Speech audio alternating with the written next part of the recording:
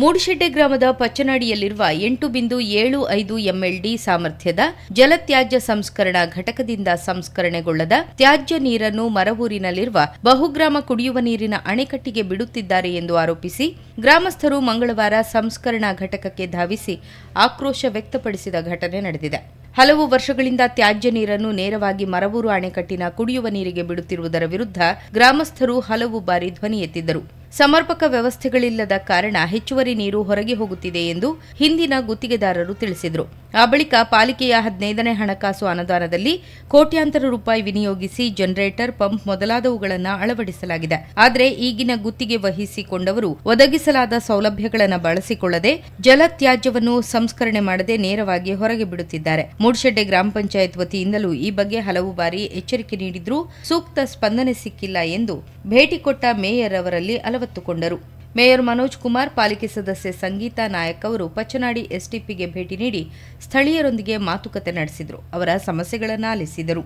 ಪಚ್ಚನಾಡಿಯ ಜಲತ್ಯಾಜ್ಯ ಸಂಸ್ಕರಣಾ ಘಟಕ ಸೂಕ್ತ ರೀತಿಯಲ್ಲಿ ನಿರ್ವಹಣೆ ಆಗದಿರುವುದು ಅಲ್ಲಿಗೆ ಭೇಟಿ ನೀಡಿದ ಮನೋಜ್ ಕುಮಾರ್ ಹಾಗೂ ಪಾಲಿಕೆ ಸದಸ್ಯೆ ಸಂಗೀತಾ ನಾಯಕ್ ಅವರ ಗಮನಕ್ಕೆ ಬಂತು. 80 ಲಕ್ಷ ರೂಪಾಯಿ ವೆಚ್ಚದಲ್ಲಿ ಅಳವಡಿಸಿದ ಜನರೇಟರ್ ಬಳಕೆ ಮಾಡದೆ ತುಕ್ಕು ಹಿಡಿಯುತ್ತಿದೆ. ಜಲತ್ಯಾಜ್ಯ ಸಂಸ್ಕರಣಾ ಘಟಕದ ಹಲವು ಪಂಪ್ಗಳು ಕೆಟ್ಟು ಹೋಗಿವೆ. ಆದರೆ ಗುತ್ತಿಗೆದಾರರು ಬಿಲ್ ಮೊತ್ತ ಮಾತ್ರ ಸಂಪೂರ್ಣ ವಸೂಲಿ ಮಾಡುತ್ತಿದ್ದಾರೆ. 11 ಗ್ರಾಮಗಳ ಜನರು ಈ ಕೊಳಚೆ ಸೇರಿದ ನೀರನ್ನು ಕುಡಿಯಬೇಕಾಗಿದೆ.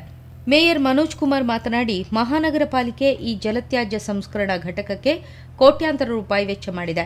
ಪ್ರಸ್ತುತ ಖಾಸಗಿ ಗುತ್ತಿಗೆ ಸಂಸ್ಥೆಯ ಗುತ್ತಿಗೆದಾರರೊಬ್ಬರು ಪಚ್ಚನಾಡಿ, ಕೊಂಗೂರು ಮಠ ಹಾಗೂ ಬಜಾಲ್ನ ಜಲತ್ಯಾಜ್ಯ ಸಂಸ್ಕರಣಾ ಘಟಕಗಳ ನಿರ್ವಹಣಾ ಗುತ್ತಿಗೆ ವಹಿಸಿಕೊಂಡಿದ್ದಾರೆ.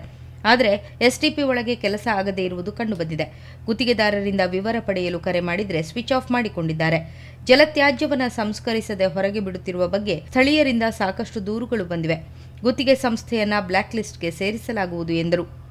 ಏನು ಅವರ ಆ ಗುತ್ತಿಗೆಯ ಒಂದು ಅಗ್ರಿಮೆಂಟ್ನ ಒಂದು ಟೆಂಡರ್ ಕ್ಲಾಸ್ನ ಪ್ರಕಾರ ಯಾವುದೆಲ್ಲ ಕೆಲಸ ಕಾರ್ಯಗಳು ನಿರ್ವಹಿಸಬೇಕಾಗಿದೆ ಅದೆಲ್ಲ ಖಂಡಿತವಾಗಿಯೂ ಅಲ್ಲಿ ನಡೀತಾ ಇಲ್ಲ. ಇದೆಲ್ಲ ನನ್ನ ಗಮನಕ್ಕೆ ಬಂದ ಕೂಡಲೇ ನಾನು ಅಧಿಕಾರಿಗಳನ್ನು ತರಟಿ ಕೂಡ ತೆಗೆದುಕೊಂಡು ಮುಂದಿನ ಕ್ರಮಕ್ಕಾಗಿ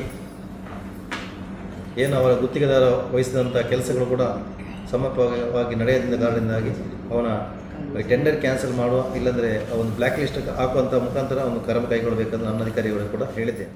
ಪಾಲಿಕೆ ಸದಸ್ಯೆ ಸಂಗೀತಾ ನಾಯಕ್ ಮಾತನಾಡಿ, ಕಳೆದ 5 ವರ್ಷಗಳಲ್ಲಿ ಪಚ್ಚನಾಡಿ ಎಸ್ಟಿಪಿಯನ್ನ ಪಾಲಿಕೆ ಹಾಗೂ ಶಾಸಕರ ಅನುದಾನದಲ್ಲಿ ಮೇಲ್ದರ್ಜೆಗೇರಿಸಲಾಗಿದೆ. 15ನೇ ಹಣಕಾಸು ಯೋಜನೆಯಲ್ಲಿ 2.7 ಕೋಟಿ ರೂಪಾಯಿ ವೆಚ್ಚದಲ್ಲಿ ಪೈಪ್ ಅಳವಡಿಸಲಾಗಿದೆ. 80 ಲಕ್ಷ ರೂಪಾಯಿ ವೆಚ್ಚದಲ್ಲಿ ಜನರೇಟರ್, ಪಂಪ್ ಸೇರಿದಂತೆ ಅವಶ್ಯ ಸೌಲಭ್ಯ ಕಲ್ಪಿಸಲಾಗಿದೆ.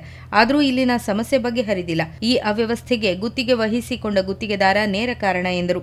ಕಳೆದ ಒಂದು 6-7 ತಿಂಗಳಿಂದ ಆ ಟೆಂಡರ್ ಚೇಂಜ್ ಆಗಿ ಶಾನ್ ಎಂಟರ್ಪ್ರೈಸಸ್, ನಜೀರ್ನ ಮಾಲಕತ್ವದ ಶಾನ್ ಎಂಟರ್ಪ್ರೈಸಸ್ ಎನ್ನುವ ಒಂದು ಸಂಸ್ಥೆಗೆ ಬಂದಿದೆ. ಅದರ ನಂತರ ಅಲ್ಲಿ ಈಗ ಮತ್ತೆ ಅವ್ಯವಸ್ಥೆಗಳು ಆಗ್ತಾ ಬಂದಿದೆ. ಸರಿಯಾಗಿ ವೆಟ್ವೆಲ್ TTP STP ಮೇಂಟೈನ್ ಆಗ್ತಾ ಇಲ್ಲ.